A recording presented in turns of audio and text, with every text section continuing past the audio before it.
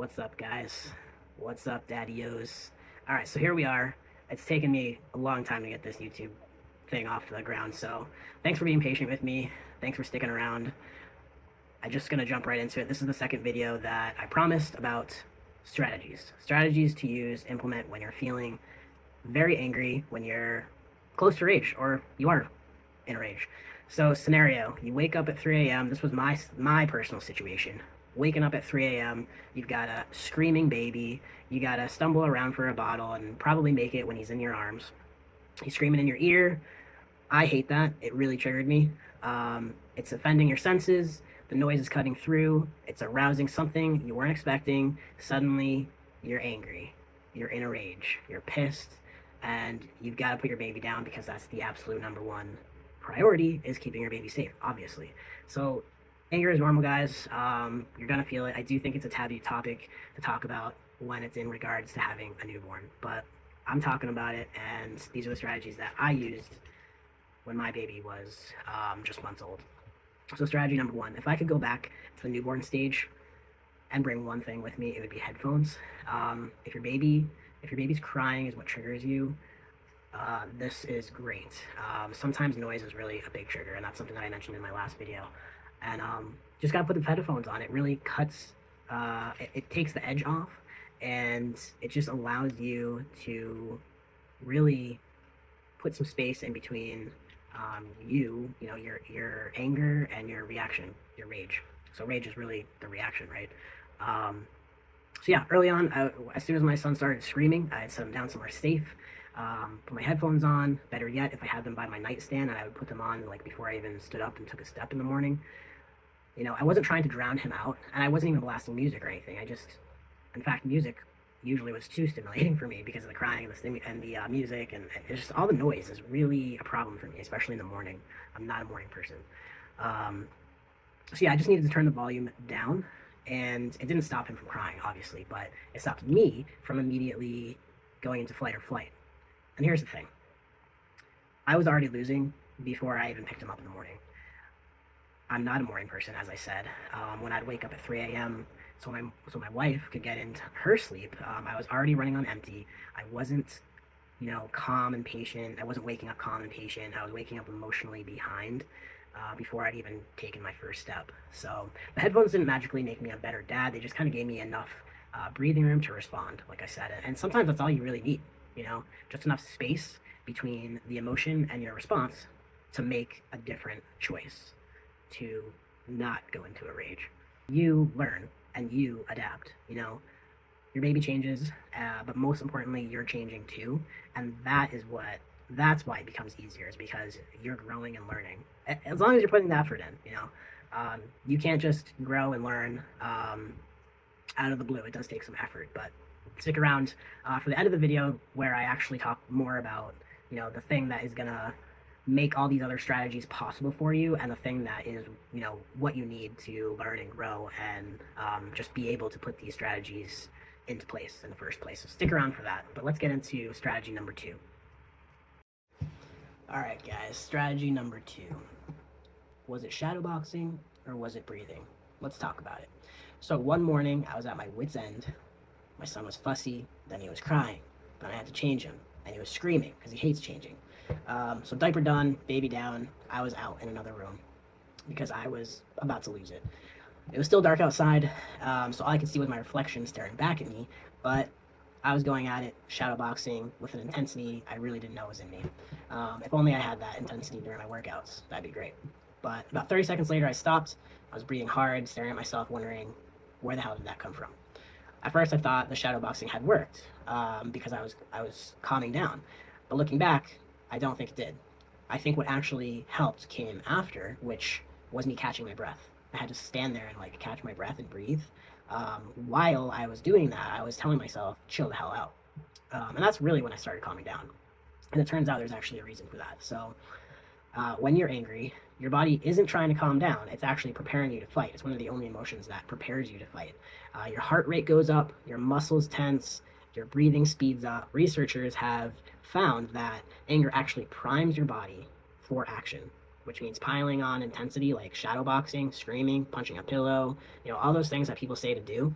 Um, that keeps your body in that arousal stage and keeps the cycle going. So it probably wasn't the punching that helped me, but the deep breaths afterward, the pause, the self talk, those things really lowered the arousal that was building up. And I also think there's other things at play here too. So just as a side, having a child has a strange way of bringing things up from your own childhood, things you haven't really thought about in years or maybe never dealt with. And I've noticed that in my own life. So my mom actually comes over to help with childcare almost every day. And seeing her with my son has had me reflecting, has made me reflect on my own childhood in ways I wasn't really expecting. And those emotions don't just disappear, they get piled up onto all the other stress, the sleep deprivation, the responsibility, everything, the identity change, everything that you're already carrying. It just piles up on top of that. So when my son pushed me over the edge, I don't think I was just reacting to him. I was reacting to everything, and that's typically how it goes, right? So, and that's probably a conversation for another video. But here's the takeaway: if you need to walk away and move your body, do it. But don't mistake the movement for the solution. That part didn't really help me. It was actually the slowing down afterward, the breathing, talking to myself, giving my nervous system really enough time to realize I wasn't in danger, um, and I'm okay, basically. That leads me to my next strategy, number 3, naming things. So I remember sitting with my son, and he started fussing and crying. Was he hungry? No, I had just fed him like an hour ago, so that probably wasn't it. I didn't know why he was struggling though, and I was becoming pretty angry, and I was gonna react. I was gonna get to that stage of rage. I knew it was coming. So, didn't know what to do though. He wasn't really in my ear, wasn't very loud, but I didn't know what was wrong. I was tired. I wanted a cup of tea. So my eyes started darting around my office, hoping for a solution, right? Just kind of like, what can I do? What can I do? But my wife wasn't around. No one was around. I wasn't going to just find a strategy. But looking around actually, gave me that pause. And I realized, hey, there's a computer. So I said computer. And then I looked at my chair and I said, hey, that's a chair. So I said chair. I looked at my wall and I said wall. And I noticed the deep green color in it, the calming green. And I said green.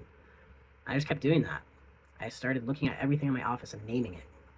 And that, my friends, is my third strategy, naming things. It dawned on me that this strategy that I use for major anxiety could help me with anger in the moment. Name the things around you.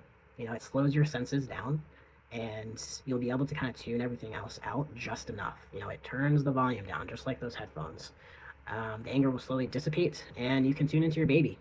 Tune into your baby now without that high intensity arousal you were just feeling. You're a lot calmer now.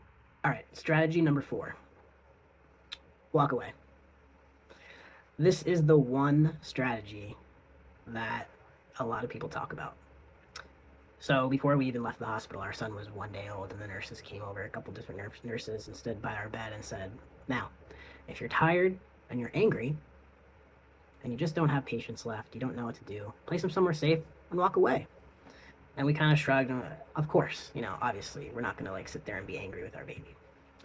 The nurses will tell you this, you'll see this information everywhere, but no one really talks anymore about it. No one tells you anger might be something that you experience multiple times a day, at an intensity that is unfamiliar to you, possibly. You don't know what to do. And actually, they tell you to walk away, but no one tells you what to do when you walk away. No one really gets into it more than that. And walking away, quite frankly, doesn't do it. At least it didn't for me. So it is a safety precaution for sure. It removes you from the situation, potentially dangerous one, which is awesome and helpful and worthwhile. But I don't find it to be all that helpful working through the anger, because at some point you have to return, and you have to return pretty soon afterwards. And then what? Hopefully you've calmed down, but in my particular case, that didn't work for me. Walking away didn't do it because I was still hyped up. I was still in that arousal stage and ready to fight. So the key to walking away really is being deliberate about it. Walk away and use a strategy. Calm down before returning, or call someone else to tap in, so you can get away for a while. All right, guys, strategy number 5. This sounds a little depressing, but it probably helped my anger more than anything else. which is lower your expectations. Throw them in the trash. Just fucking get rid of them. Every morning I would wake up with a plan, grade some papers, eat some breakfast, maybe watch 20 minutes of TV or a movie. Maybe just one of those things would be nice. Every single day, my son had other ideas. A blowout, a bottle, a nap. That sometimes didn't happen. Uh, Something always changed. And I realized something. I wasn't getting angry because my son was crying. I was getting angry because reality kept refusing to follow the script I had written in my head. And that's a hard thing. That's a hard thing to admit, to go through. I like having a plan. I like feeling in control of my life. Fuck, I like doing what I want. But becoming a parent forced me to have to let go of all of that, all at the same time. There's no easing into this, right? And honestly, that felt horrible. Did not feel good because after a while, I was wondering, if I never get to do what I planned, then who am I? And how do I even be productive? Which, that's part of my original video, this identity thing. Like, who am I now? It's a very difficult question. But the more I accepted that newborns don't care about my schedule, that it's gonna things are gonna change, and I have to kind of expect to just go with the flow, the calmer I actually became. The plan still changed. They didn't really change because I stopped having a plan. I can't. I stopped fighting that. And when I stopped fighting reality, I stopped getting angry. Pretty much. Strategy number 6. All right, we're almost there, guys. And please stick around to the end because, like I mentioned, the end is where I mention really, the strategy you have to put in place in order to implement any of these strategies. So I'm going to talk more about that at the end. But strategy number 6, talk to someone on a regular basis about your anger, about your stress, about your struggles, about your challenges, about how you're coping or not. Talk about it. Seriously. Join a men's group or a women's group if you're a mom watching. Talk to your friends. Hire a therapist. Do all these things. Do all the things you can to be talking about what's going on. Always be talking about what's bothering you so you can kind of like drop some of the stress that is building up before it even starts. That's really a huge part of becoming calmer and not going into a rage. Avoiding that. So talk about it so it doesn't come out in the wrong way on the wrong person. And I'm just gonna leave the strategy at that. This next one might lose a few of you, but hear me out. Strategy number 7: pray. Now, I'm not particularly religious. I'm honestly not even sure what I believe. That's for another video, another channel, whatever. But I found that praying, or maybe a better word is like asking for help, did something really important. It forced me to stop. When you're angry, everything in your body is telling you to react. But prayer kind of interrupted that, whether you're talking to God, talking into the universe, or simply just saying, I can't do this right now, I need help. You've created a pause, and that's all really you need. That pause reminds you that you don't have to do this alone, and you shouldn't be doing this alone. You should have people around you, even if it just means talking to someone, like I mentioned before. Maybe it reminds you to wake your partner up. Maybe it reminds you to call a friend tomorrow. Maybe it reminds you to use one of the other strategies we talked about. But for me, prayer wasn't about finding the perfect answer. It was just about slowing down long enough to make a better decision. Which brings me to my next strategy, which is number 8. And this one might sound ridiculous, but laugh. Yeah. Not at your baby, maybe sometimes, but at the situation. No, really, just laugh at the situation. These days, when my son gets furious because I'm changing his diaper, sometimes I want to laugh. I have to. He's completely convinced that this diaper change is the worst thing that has ever happened to him. And honestly, it's kind of adorable. And that little shift changes everything. Instead of seeing an obstacle in front of me that's ruining my day, whatever, getting in my way, I just see a tiny human who's still learning how the world works. And there's another reason I try to laugh, which is someday it won't be a diaper change that's making him furious or upsetting him. It'll be like something, more serious, like maybe a bad grade, a friendship, a breakup. It'll be something much bigger, and I want to start practicing that now.